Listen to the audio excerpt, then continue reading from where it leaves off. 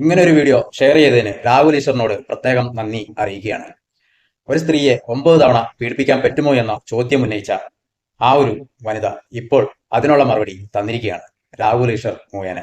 ഒന്ന് കേട്ടു നോക്ക്. ഇതായിരിക്കണം വ്യക്തമായ ഒരു മറുപടി. ആരാണ് അതിജീവിത, ആരായിരിക്കണം അതിജീവിത, അതിനൊക്കെ ഉള്ള ഒരു മറുപടി തന്നെയാണ് ഈ ഒരു വീഡിയോ. കണ്ടു നോക്ക്.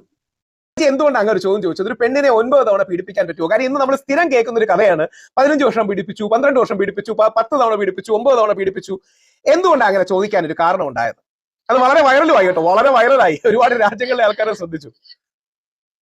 നമസ്കാരം രാഘവജി, എല്ലാവർക്കും അവിടെ കേൾക്കുന്ന എല്ലാവർക്കും എന്റെ നമസ്കാരം. വേറെ ഒന്നല്ല, കാരണം പീഡനം ഒരു പ്രാവശ്യം നടക്കുള്ളൂ. പക്ഷെ ആ പിടിക്കുമ്പോ എല്ലാ പെൺപിള്ളേരും അല്ലെങ്കിൽ എല്ലാ സ്ത്രീകൾക്കും ആ സമയത്ത് റിയാക്ട് ചെയ്യാൻ പറ്റില്ലായിരിക്കും. അവര് കുറച്ചുനാൾ കഴിയുമ്പോൾ ആരെങ്കിലും അടുത്ത് പറയിരിക്കും, പിന്നെ പീഡിപ്പിക്കാന്ന്. കാരണം ഇതിപ്പോ സ്ഥിരമാണ്. എന്റെ ഒരു ഫ്രണ്ടിന് ഈ ഇടയ്ക്ക് എന്റെ ഫ്രണ്ടിന് മാത്രമല്ല, എനിക്ക് അറിയാവുന്ന ഒരുപാട് പേർക്ക് ഇതേപോലെ അവർ പ്രണയിക്കുന്ന സമയത്ത് ചില സ്ത്രീകൾ അല്ലെങ്കിൽ ചില പുരുഷന്മാർ ടോക്സിക്കും ആവും. അപ്പൊ അവർക്ക് ആ റിലേഷൻ കൊണ്ടുപോകാൻ മടി വരുമ്പോൾ അവർ ആ റിലേഷൻ അവിടെ വെച്ച് സ്റ്റോപ്പ് ആക്കും. ചിലവര് സാഹചര്യങ്ങൾക്ക് അനുസരിച്ച് ആക്കുമ്പം അപ്പുറത്ത് നിൽക്കുന്ന ആള് അതൊരു പുരുഷനാണെങ്കിൽ, സ്ത്രീ ആണെങ്കിൽ പ്രശ്നമല്ല, പുരുഷൻ പെട്ടെന്ന് ഫേമസ് ആവുമ്പം അല്ലെങ്കിൽ അവരിതുവരെ അറിയാത്താകുമ്പം 15 വർഷം 20 വർഷം കഴിഞ്ഞിട്ട് വരുന്ന പീഡനമാണ്. അപ്പൊ അതെനിക്ക് ഭയങ്കര അതിശയമായിരുന്നു.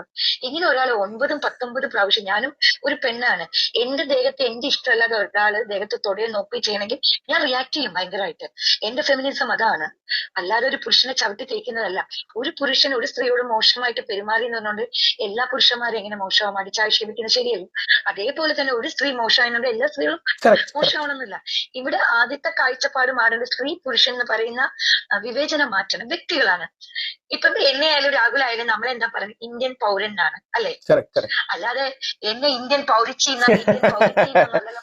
എനിക്കത് മായജി പറയുന്നതിന് ഒരു ക്രക്സ് എനിക്ക് തോന്നിയ കാര്യമേ, എനിക്കത് വളരെ ഇംപ്രസീവായി തോന്നിയ കാര്യം, ഞങ്ങൾ ആണുങ്ങൾ പറയുമ്പോൾ അതിന് കിട്ടുന്ന റെസ്പെക്റ്റും റീച്ചും കുറവാണ്. പക്ഷെ സ്ത്രീകൾ തന്നെ ഇതിന്റെ സത്യാവസ്ഥ പുറത്തു പറയുമ്പോൾ, ഇപ്പം ആരുടെയും പേരെടുത്ത് പറയുന്നില്ല, പല കേസുകളിലെയും കാര്യങ്ങളും ഇവർ തമ്മിൽ ബന്ധം ഉണ്ടായിരുന്നു. ആ ബന്ധം പിരിഞ്ഞു പോയത് ദൗർഭാഗ്യകരമാണ്. ബന്ധം പിരിഞ്ഞു പോകുമ്പോ പിന്നെ കൊണ്ടുവരുന്ന, കാരണം ഇവര് രണ്ടുപേരും, ഒരു പുരുഷനും സ്ത്രീ ഒരേ സുഖം അനുഭവിച്ചു. അവർ ആ സമയത്ത് സന്തോഷം പങ്കിട്ടു. അത് കഴിയുമ്പോ പുരുഷൻ മാത്രം എങ്ങനെ ഇരയാവുന്നു, അവര് അതിജീവിതയാവുന്നു. യഥാർത്ഥ അതിജീവിതയൊക്കെ ഇവിടെ അവർക്ക് അതിനുള്ള അല്ലെങ്കിൽ അവർക്ക് അതിനുള്ളൊരു നിയമമോ കിട്ടുന്നില്ല. യഥാർത്ഥ അതിജീവിത വളരെ വളരെ ഇമ്പോർട്ടന്റ് പോയിന്റ് ആണ്. അല്ല, അങ്ങനെയല്ല, ഈ യഥാർത്ഥ അതിജീവിതകളോടൊപ്പം നമ്മൾ നിൽക്കണം. പക്ഷേ പലപ്പോഴും പല ആൾക്കാരും യഥാർത്ഥ അതിജീവിതകളല്ല ഈ പരാതികൾ. അതെ അല്ല, ഇതിവിടെ വരുന്ന പരാതികൾ ഭൂരിഭാഗം, ഒരു 98% വരുന്ന പരാതികളും അവരറിഞ്ഞുകൊണ്ട് തന്നെ പോയി പലയിടത്തും പോയിട്ട് പിന്നെ അത് പീഡനമായിട്ട് വരുമ്പോ സ്ത്രീകൾക്ക് ഒരു നെറ്റിച്ചൊല്ലിയാണ്.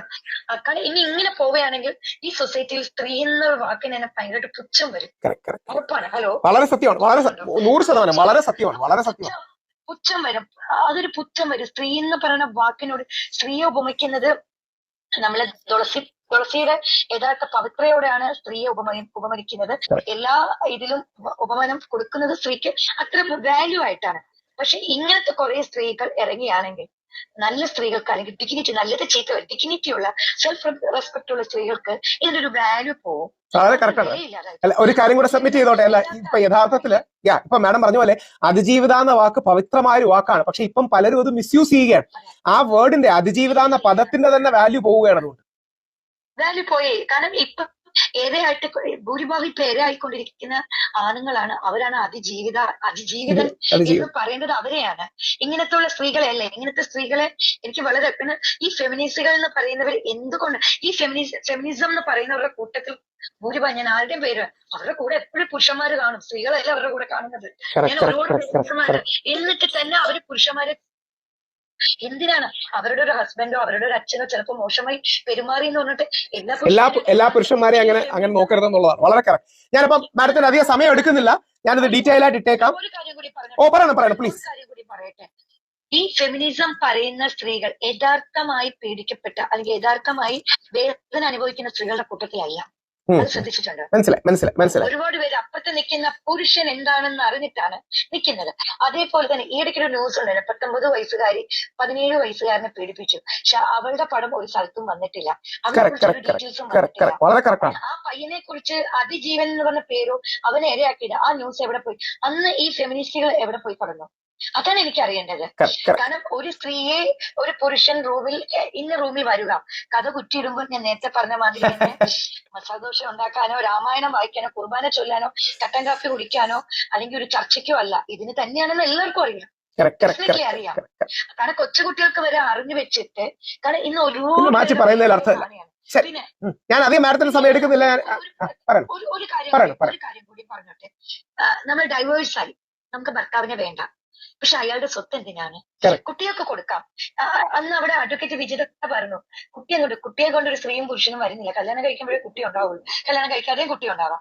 പക്ഷെ ഡൈവേഴ്സ് ചെയ്യുമ്പോൾ അവന്റെ കാശ് എന്തിനാണ്? നമുക്ക് അവനെ വേണ്ട, അവന്റെ സ്വത്തും കാശും വേണം.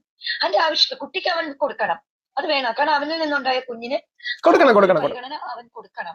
പക്ഷെ സ്ത്രീക്ക് കൊടുക്കേണ്ട ആവശ്യമില്ല, അവർക്ക് സ്വന്തമായി ജോലി ചെയ്ത്, കാരണം അവനെ വേണ്ട. അത് കാരണം രാഹുൽജി അഡ്വക്കേറ്റ് ആണ്. ഇത്തരം കാര്യങ്ങൾ കൂടെ തീർച്ചയായും പരിഗണിക്കപ്പെടേണ്ടതാണ്. തീർച്ചയായും അല്ല ഡൈവേഴ്സ് ചെയ്യുമ്പം ഹസ്ബൻഡ് വൈഫിനോട് ചോദിക്കുന്ന മാതിരി തന്നെ കുറച്ച് മുതിർന്ന കുട്ടികൾ അല്ലെങ്കിൽ കുട്ടികളോട് ചോദിക്കണം, നിങ്ങൾക്ക് അച്ഛനും അമ്മയും ഡൈവേഴ്സ് ചെയ്യുന്നത് ഇഷ്ടമാണോ എന്ന് ചോദിക്കണം. അതും കൂടി നമ്മുടെ ജുഡീഷ്യൽ അങ്ങനെ ഒരു സാധനം കൊണ്ടുവന്നെങ്കിൽ ഫാമിലി ഓറിയന്റേഷൻ തീർച്ചയായും. എന്തായാലും അധികം സമയം എടുക്കുന്നില്ല. Thank you so much. എനിക്കറിയാം, I am very conscious of time. അവിടെ ഒരു പരിപാടിക്ക് ഇരിക്കുകയാണ്. Thank you so much for interacting. God bless. ഇപ്പൊ എങ്ങനെ ഇരിക്കുന്നത്? ഇതാണ് ഒരു വ്യക്തമായ മറുപടി എന്ന് പറയുന്നത്. കേൾക്കണം. അതിജീവിതകൾക്കൊപ്പം നിന്ന് പോരാടുന്ന പോരാളികൾ കേൾക്കണം, കേട്ടുപിടിക്കും. ഈ വീഡിയോക്ക് എൻ്റെ 100 ലൈക്ക് അല്ല, അതിന് മുകളിൽ ലൈക്ക് എൻ്റെ